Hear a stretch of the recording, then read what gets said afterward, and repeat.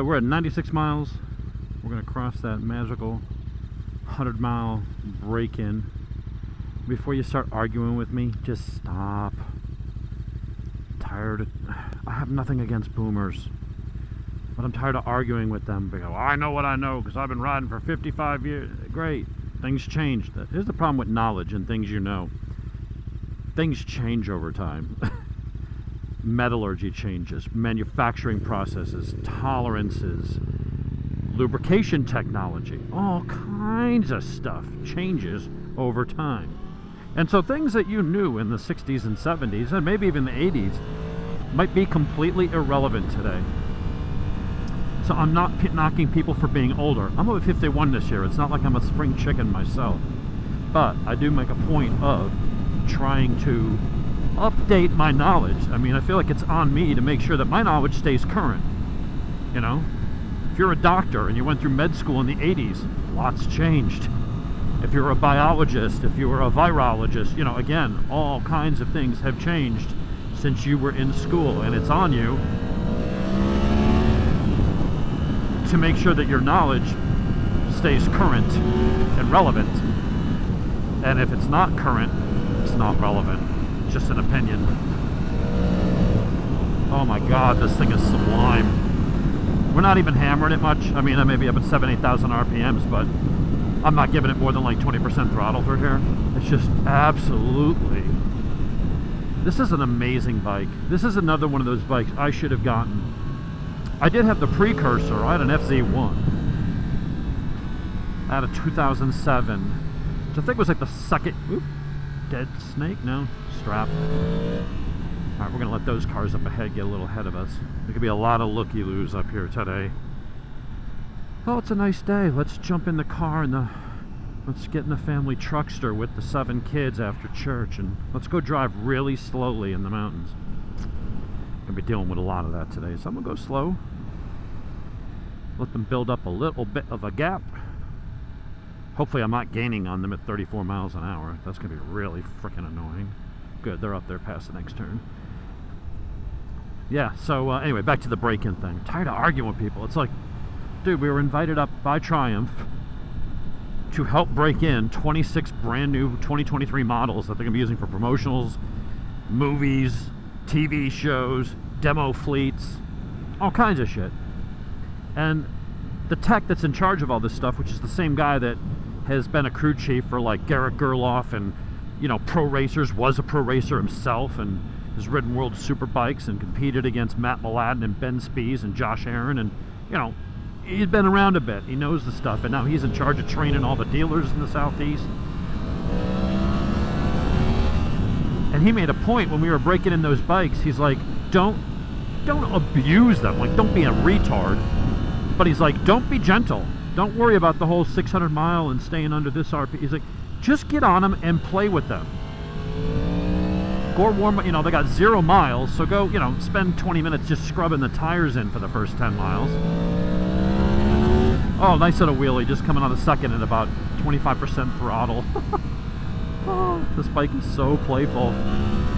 It just darts for the freaking apex, man.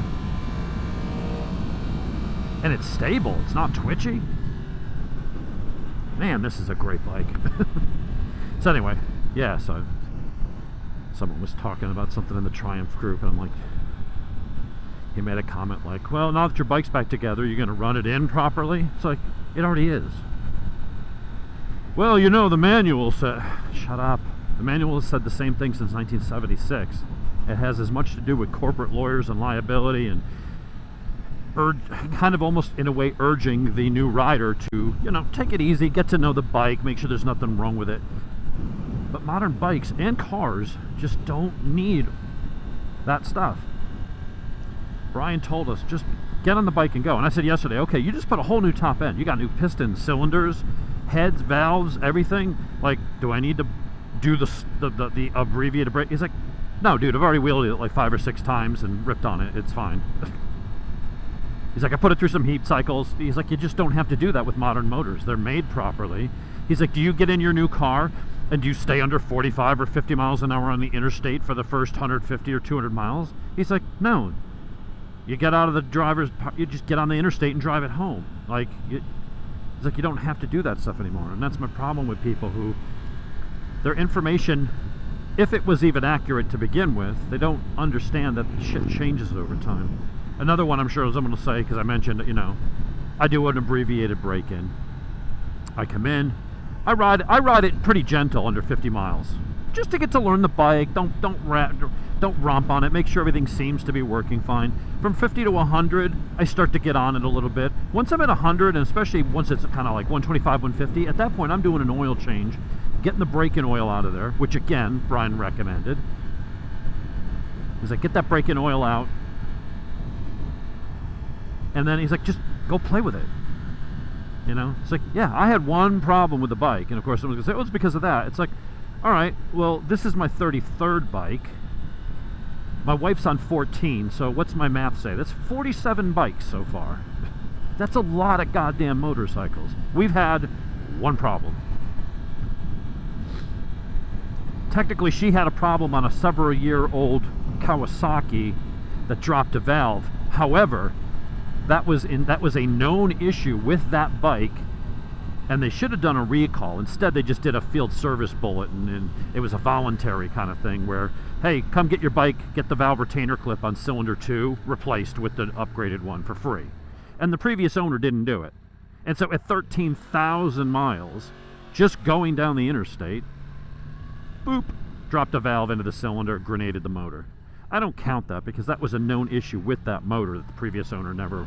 But as far as like breaking in bikes and stuff, it's like, dude, take that one out of the equation. Okay, that's only a sample of 46 motorcycles. Doing hundreds, between my wife and I, at least 500,000 miles of street and track. We've had one problem. One. So I'm just not gonna worry about it. If Brian's like, dude, will you just go ride the goddamn thing? It's broken in. I've heat cycled it. I took it for a half-hour ride. It's fine. Go. It's like they just don't need that anymore. But there's always got to be some damn guy. And I shouldn't pick on boomers. It's going to be either a kid who doesn't know anything about bikes. He just knows what's in the manual, and that's okay. There's nothing wrong with following the manual if you want to. But Brian's like, I break my bikes in rather hard. And all my race bikes, all my street bikes, like all the ones that run the best and were the strongest power and most reliable were the ones I broke in harder. Not abusing it, but the harder break-in. The sooner you get those rings seated and the better they seat, the better. The better it is for the motor. Better for power. Why? Because a better ring seal means better compression. Better compression means more power. So that's good.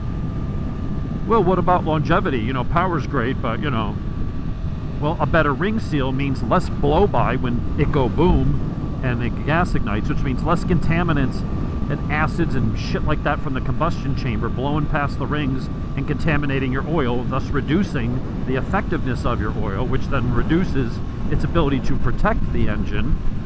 You know what I mean? Getting those rings seated, the better and the earlier you can do it, the better it is for the motor. Not just for performance, but also for the longevity of the motor. I'm not saying go out of the parking lot, you got a brand new bike with 1 mile on it and you just sit there rev bombing it out of the parking lot. Don't be a muppet. But this notion that, oh, you got to baby it. And then invariably, I'm sure I'll see a response when I get back. Wait, you're putting synthetic in at 150? It's too slick. It won't let the ring seal properly. Shut up. That has never been the case. It's not true today. It wasn't true in 1978. People were putting car synthetic oil. They're like, oh, synthetic must be better. So they were taking car oil, which contains friction modifiers like molybdenum and stuff, and they were putting it in their bike that has a wet clutch. And that was making the clutch slip. It was getting into the fibers of the Kevlar or whatever material that causes the friction. And that was causing the clutch to slip. So they go, the conclusion was, because these people didn't know anything, where, oh, it must be too slick. Well, if it's too slippery, what else could it be doing? It could hinder break-in. No, it doesn't.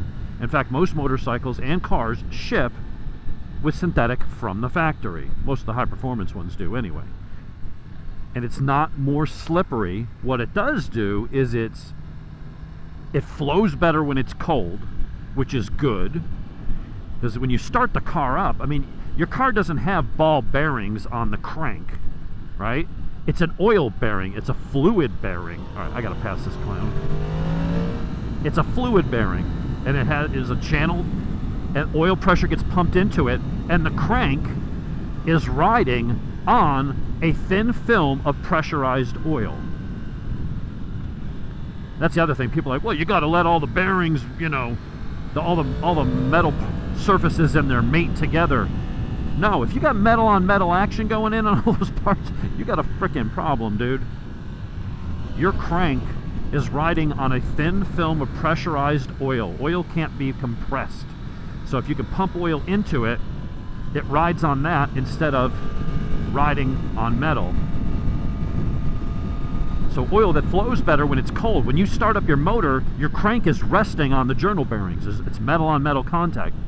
And so when you first start that up, you got to get your pressure up and get oil in there as fast as possible to minimize that wear and tear every time you start that motor. Synthetic oil is better at it. Flows better when cold. It also resists shearing. So your motor, in most bikes, the gearbox shares the same oil as the engine. So the gears physically shear and cut the oil molecules down, and your viscosity drops over time. It also holds up better to heat. So you ever heard like thermal breakdown? That's what they're talking about. So synthetic oil is better in all those situations. It protects your motor better. It's better when it's first cold and flows better. Make sure it gets everywhere it needs to go when that motor is first fired up. When you fire up your motor after it's been sitting for a while, all the oil is in the pan. It's not up where it needs to be.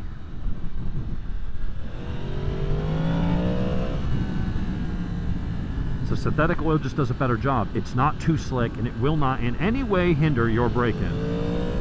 But there's people that just know what they know, and that's the problem with things. It's like, I'm a curious person. I'm very opinionated. But if you're willing to show me the facts and the data, I will update my opinions, you know, when it's based on something, you know, mechanical or whatever, right? Or something logistical, right? You may never convince me, unless you got proof of a God. You're not going to convince me that there's a supreme being. But if you say, look, you make this change and it has this result on taxes or fine, you know, whatever, okay, show me the math. But a lot of people, they pride themselves on, they know what they know because they've been doing this forever, and they don't bother to read that technology's changed. This is not the same world that it was. The world isn't the same as it was pre-COVID. And certainly technology and metallurgy and CNC machining and all this other stuff. Hey, thank you, man. Very nice. Appreciate when people do that. Give them a wave, continue on our way. That saves me the trouble of having to break the law. Oh, I love just goosing it in those little wheelies at 70. So anyway, I'm sure I'll see some of that when I go, no man, you gotta use synthetic's bad for the motor. My mechanic and tell me to shut up. Talk to any engine builder, anybody who really does this for a living, and they're going to tell you. The only argument against using synthetic oil on a new motor, like that's just built from the factory or otherwise, is they know you're going to change it after 500 or 600 miles. So why spend twice as much for the oil? Come on, dude. They know you're going to only run it for 300, 400, 500 miles, and then you're going to toss it in the trash. Yeah, make sure you stay to that side so I can't pass. Come on, man. Anyway, back to this bike. God, stock exhaust does not sound bad. I wouldn't mind it being louder. But seriously, it's got that R1 growl to it, man. Cross-plane crank is, as much as I'm a Ducati and Triumph and Aprilia fanboy, I think that the Yamaha, the 998 crossplane CP3 or 4, whatever this motor is, CP4 I guess, 4-cylinder, I think this is going to go down as one of the best motorcycling motors of all time. It is just freaking amazing.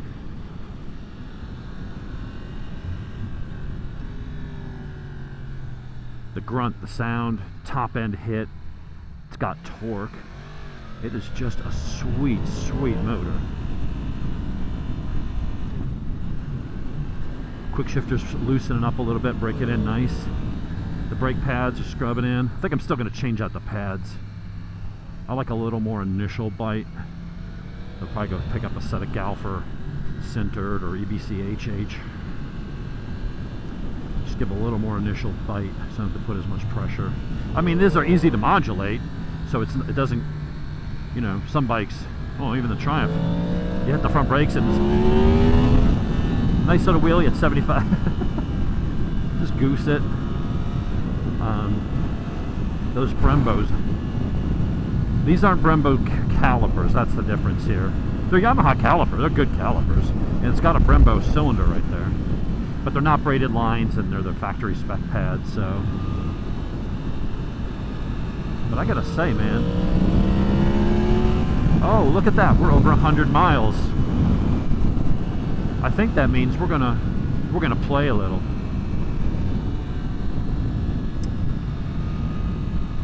Tried to get some miles on yesterday. I knew by the time I got up to the mountains I'd have my 100 and I could just start going to town. So we're gonna do that. And then we're gonna do an oil change. By the time I get home, we'll probably have about 175, 200 miles. So we're gonna do the first oil change. But the grunt is just awesome. And the ECU flash alone, if I do the mid-pipe and ECU flash, 15 horsepower peak. And at Redline, it's up about 30 horsepower because these throttle bodies like the Triumph, they shut them down early. So by holding those open, I may go from like 135 horsepower, 136 at the wheel stock to 150, and you're like, well, that's only a 15 horsepower increase, which on a bike is a big goddamn increase for a $260 piece of piping and a $300 ECU flash. That's the biggest bang for your buck. But that's peak power. If you look out where it hits Redline, the stock bike may have peaked and then it drops off for about 1,000 RPMs before Redline. It's going down in power. So the more you rev it past peak, the less power it makes. Here it'll keep making it up to there. So at that point, it may be 150 to 20 or something like that. It's a big difference. And so when you're on track or you're in those upper RPM ranges, having that extra ability to rev the motor and make another 30 horsepower, that's a big difference. So we're gonna do that, I think. I don't really want a loud bike, so I'm gonna go with the Leo Vinci because it's the least loud of the X pipes or the DCAT pipes, because it does have a resonator with some baffling in it. Take a little bit of the raspiness out of it.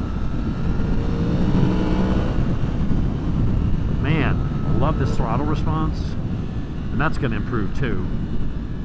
Because on this, with this stock map, it's not really giving you full power until like 10,000 RPMs.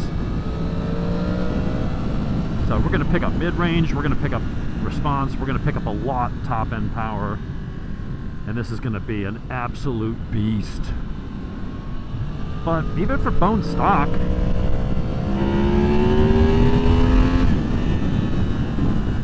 this ain't no slouch.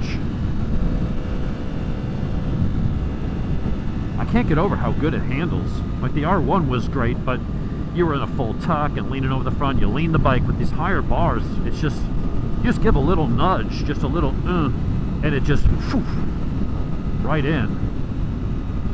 And because you're not ass up, face down like Cameron is. I don't think he is on the bike, but I just mean in general. It's nice to see, it's nice that you have just more visibility. You feel like you're in more control. When you're leaned down, everything, I mean, because of the position, you can't like look to the side easily or behind you. So you're just kind of like hyper focused on in front of you, which for a race bike or a track bike, that's what you want. But on the street, I want to be able to look around and see what's happening to the peripheral. Is there a deer? Is that dog going to jump out in front of me? And when you're upright, it's easier to turn your neck than when you're laying forward. So, looks like I'm going to be a bit early. Pulling in here at Turner's Corner. It's Supposedly Dean and Cameron are going to be here on minis. I don't know about TJ. I don't think he's coming. And then who else is coming? We've got I think Scott's coming. Scott, that might be Dean right there. That is Dean.